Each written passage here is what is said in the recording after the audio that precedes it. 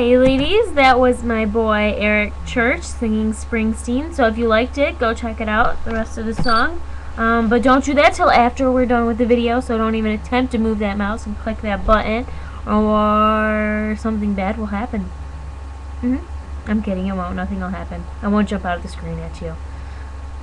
Yeah, no. I might prank you. I might tape you guys to your beds, or saran wrap you into your bunks, or short sheet your bed, something fun along those lines. But anyways, today we are going to cover the McGulpin house. The McGulpin house was built in the 17th century. It is an early French-Canadian style of building. The French were the earliest European settlers in Michigan, and when they moved here, they took with them their they took advantage of the fur trade, and they brought with them their cultural trading. Okay, that was weird. This cowboy just... Okay, now he's a basketball player. And now he is a flapper. I'm gonna exit out of this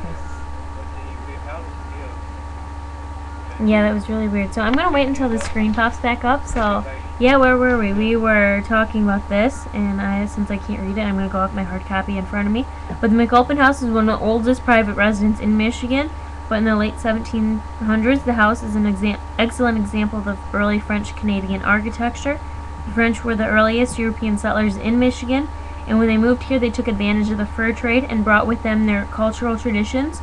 They spoke French, sang and played French songs, and prepared food in traditional French ways. They constructed their homes in the traditional French-Canadian styles, and that is why the McGulpin house is a French-Canadian style of architecture. Most people have the image of a Lincoln log when they're building, or when they're imagining that style of house. But the McGulpin house was very different from that type of structure. The logs were squared and flattened on the sides and joined at the corners in a dovetailed joint. Also, I got moved real quick. My foot is asleep. But also typical French-Canadian styles, and my screen is still blank, so I'm reading from this right now. Originally, the log house was only used as summer residence for visiting fur traders, and as such, it had no exterior shingles or plaster inside. The log was simply whitewashed, both inside and out. This is clearly visible on the exposed, non-restored section of the building, located on, if you're standing on the outside of the porch, it'll be on your left, or if you're, yeah, you'll still see it. William McGulpin, a baker for the fur company, bought the house in 1820s and remodeled it to a year-round residence. At this time, he added plaster and interior walls of clay outside to make the house more weather-tight.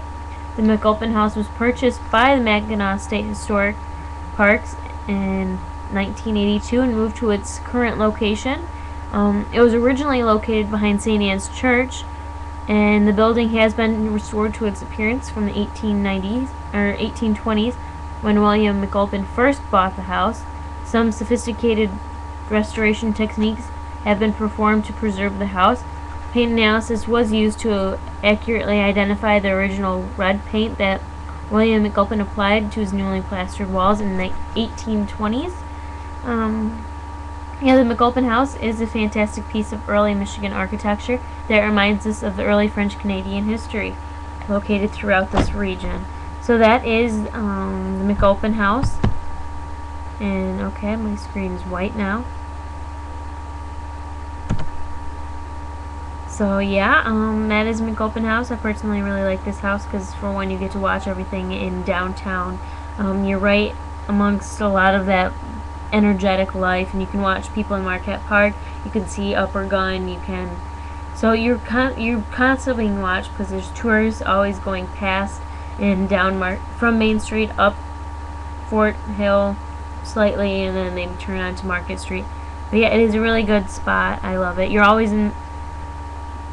basically always in the sun there. Wait, no. I think you're in the shade most of the time there, so it's a good spot if you're albino like me. Yeah! So, yeah, that's McGulpin house. We'll cover some of the other houses later on, but we got that one out of the way. So enjoy the rest of your guys' night. Have a good night's sleep. No nightmares. And now you guys can go watch that Eric Church song. But first, you guys are gonna listen to my future husband.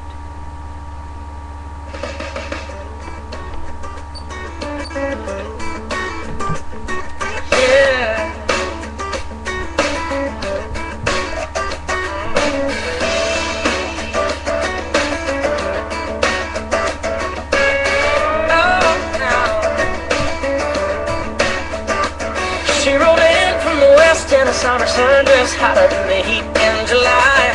With her wind-blown hair, it just wasn't fair, the way she was blowing my mind. Have you ever noticed every hurricane gets its name from a girl like this? She's a cat vibe kind, keeps you up at night, hanging on to the end of a kiss. She's a beautiful miss. Yeah, the kind you love to love, but what happens next?